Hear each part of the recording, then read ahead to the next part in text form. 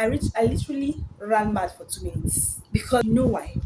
I've had experiences recently that made me want to give up on Nigeria. In short, I don't want me. I've given up on this country. Hi guys. You see this laugh I'm laughing sober? It's not from my mind. Well, welcome to Creative Minds. Here to experience the world through my eyes. I mean, through my opinions. These are basically my opinions. Everybody is entitled to his or her own opinion. So this is what I think. For me, Nigeria has gotten to a point that is almost beyond repair. I think the change we are looking for starts with us. Sincerely, it starts with us. I don't think any angel is going to come down to save us or change the situation. If we don't change, nothing will change. People are not so kind. Imagine people coming out to hawk, and then you're still carrying those things, pouring them away, asking them to pay 30, 50,000 naira. How much is in those? How much is there? Like, so that's how sad things are. The average Nigerian does not care and will scam you and will extort you. I'm coming with a story. At the slightest opportunity the person has, there is no mercy. But somehow, should we continue to be bad, or should we become bad because everybody's treating us bad? No. Now I'm coming with a story. Yesterday, actually, where we work, one of the things they did in the place we're working, that they demolished everywhere, and right now everybody has been mandated to go to another place. So, but because it's as if people don't, the market is not really flowing in that new place. Everybody kept coming back to their former position. So while we keep coming back, we are targeting people that do point of sales, that's POS. Other people who might be there, they won't give them that hot chase as they give us. Because when they see, they feel like you're violating the laws, they will now ask you to get that. They'll now seize the machine, and you have to pay through your nose. The amount of money you will pay, hmm, you don't make it in a day. So that was how one of my sisters was there. She was actually trying to hustle life for herself, and then guess what?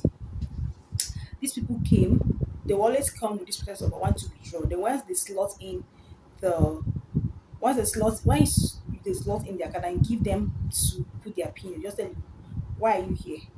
You're supposed to go to the other side. What are you doing here? That was how this machine was seized. My sister, she cried. Before she went to their office and was like, okay, I'm sorry about the you say they came up with a lot of stories and other things. You were like, why is the person violating this rule?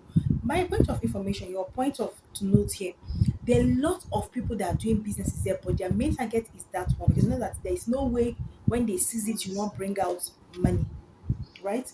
So she followed them, she begged, she cried, she talked a lot of things. They said no, that she's going to pay 30,000 naira.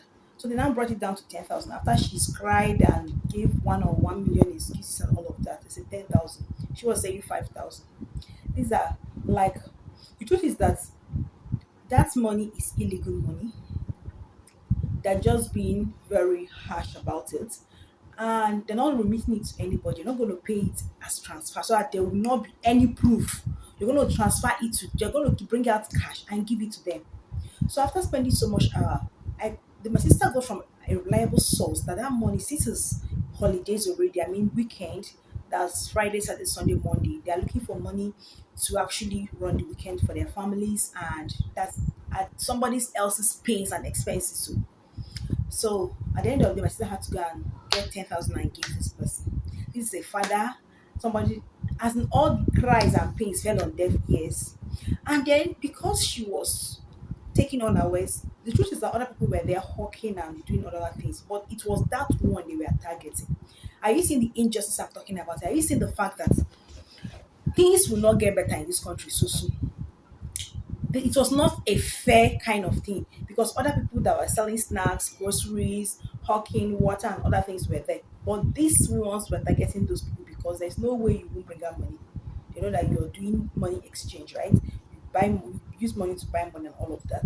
So that was how when he now brought out the machine, was like, hey, take it now and check if it's your own. She just walked out of that place. To add to another story, my dear, as I was coming back yesterday, I I passed through the market. That's for my sister, understand. And I'm like, God, leave this country. An average Nigeria is not does not care if you're dying or what. If he has opportunity, he will still scam you. He will still do what he needs to do. But that doesn't mean we should. For me, my dear, I gave up. I said, forget this country. Even those criticizing those on politics will do worse. Because what you hear the young ones say is that once I get there, forget it, I'll take my own share. So what are we talking about here? So basically a personal thing, right? So that is by the way. So while for me I was going back home yesterday, this is actually a testimony for me. And I know that whatever you sow, you will reap. I've actually picked somebody's phone before and gave it to the person. And that was just it. The person had to call and came for it. I had to call a number from the phone and then ask this person to come and pick this phone at a particular place. And the person came and picked the phone. So yesterday I went to the market. I bought things, and getting home I realized that I had misplaced my purse. And one of the things that was so crucial or so important to me in this post was my phone, because I wouldn't have been filming this today. Jesus, I literally ran mad for 2 minutes because I'm like, God, to get a phone now is in thousands of naira. The least good phone you can get if it's not iPhone is like 300, 200,000. God, God, God.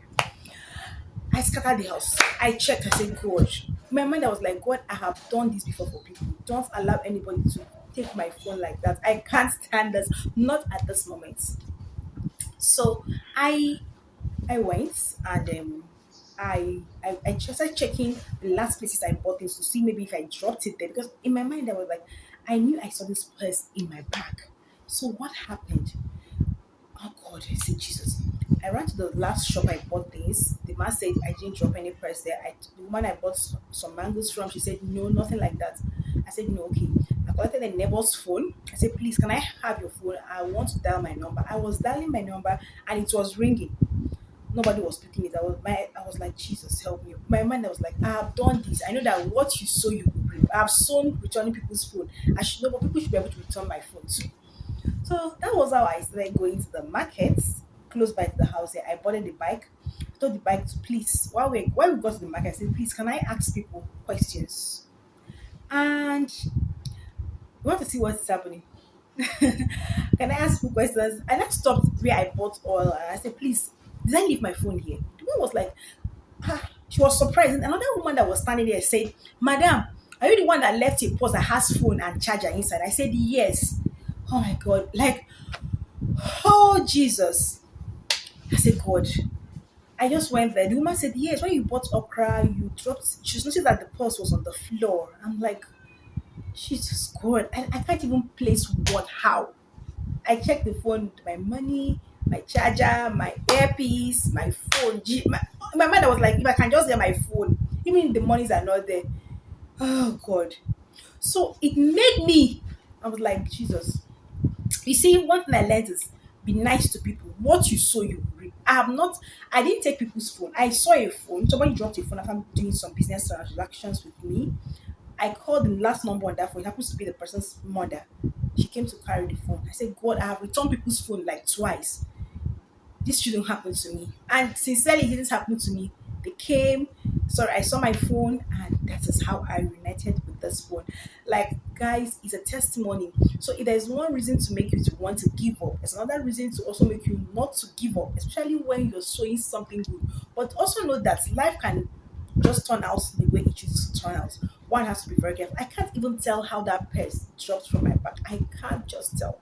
So right now, guys, it's up to you. I don't know. Have you given up on Nigeria?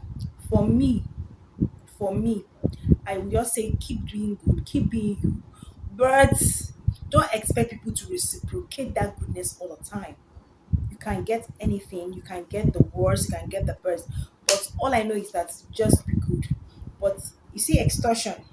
You see, when it comes to things of money, most Nigerians are ready to do anything. to ensure that they extort money from you. That's how sad it is. So, see you guys in my next one. Thank you for staying to the end of this video. See you guys in my next one. Anyway, see you again. Bye.